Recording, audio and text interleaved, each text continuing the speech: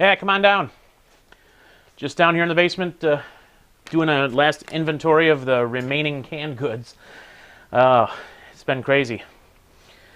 Can't believe it's been only 4 months since the collapse. Seems like a lifetime.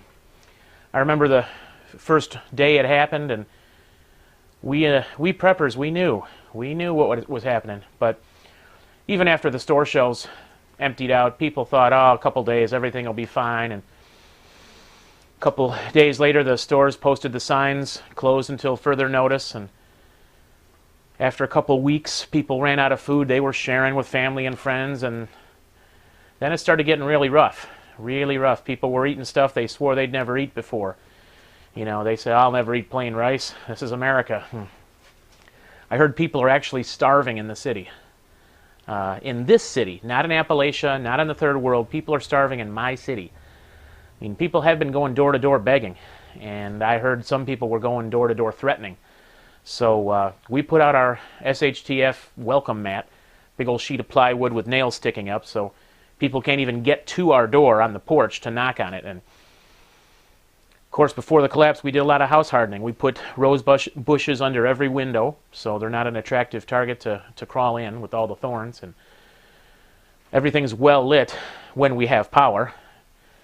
During the blackouts, no light. We've got total light discipline. We made blackout curtains out of garbage bags, black plastic garbage bags, and we don't want anyone knowing. We got plenty of flashlights and lanterns and stuff because that just makes you a target. But when we do have power, we've got the place lit up. And of course, Russ on the other side of the backyard, he made a pact with us. We hear him in trouble, we'll go running, and vice versa. So far, no break-in attempts.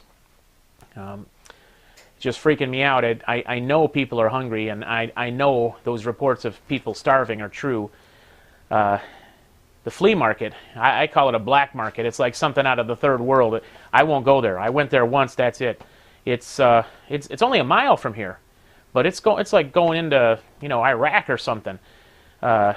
If you can get a couple cans of food, you got to give in trade. They don't want greenbacks anymore. You got to give in trade an arm and a leg. And whoever, I don't know if they robbed a warehouse or something, but there's guys down there that are cleaning up. I mean, people are bringing big screen TVs and trading it in for 2 flats of canned goods, and it's dangerous.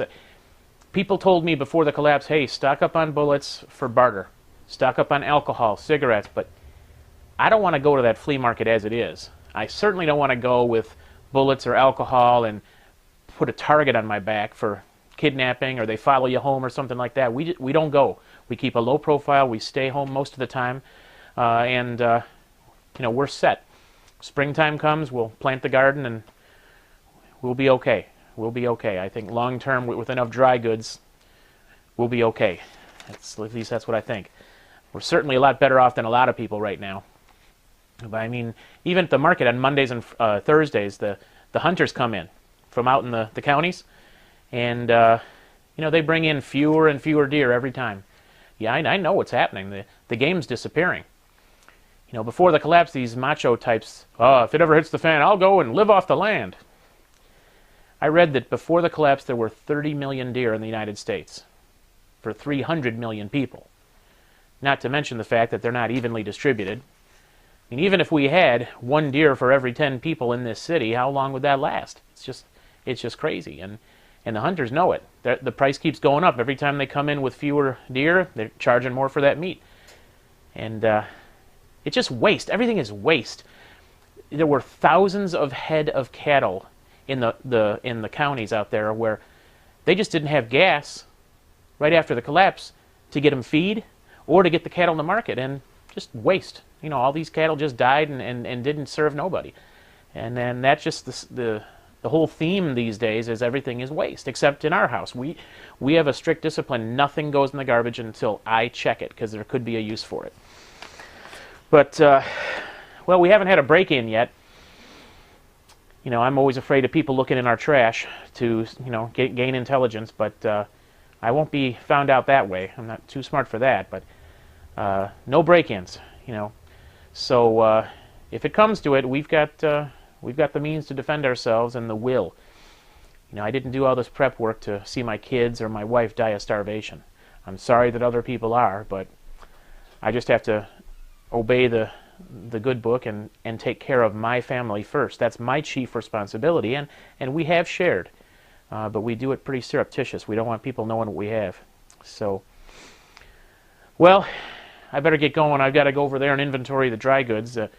In some of the Rubbermaid containers marked Christmas ornaments and Christmas lights. It's where I got a lot of the rice and the beans and the dry goods. I figure if somebody breaks in and they're in a hurry, they're not even going to bother opening up those containers, so I mislabeled them. But it would be something for them to break into this house, I'll tell you. But you just never know. So I better get back to work. You take it easy.